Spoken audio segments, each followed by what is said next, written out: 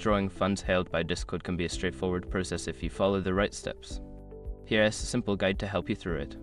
Step 1. Log into your Discord account. Start by opening the Discord Apple website and logging into your account using your credentials. Step 2. Navigate to User Settings. Once logged in, click on the Get icon located at the bottom left corner of the screen to access your user settings. Step 3. Access Payment Settings. In the User Settings menu, look for the Billing or Payment section. Click on it to view your payment information and any funds held in your account. Step 4. Select Withdrawal option. Within the payment settings, find the option to withdraw funds. This may be labeled as withdraw or transfer, or something similar. Click on it to proceed. Step 5. Confirm withdrawal details. Follow the prompts to enter the amount you wish to withdraw and confirm your payment method. Review the details carefully before finalizing the withdrawal. After completing these steps, your withdrawal request will be processed. Keep an eye on your account for updates regarding the status of your funds.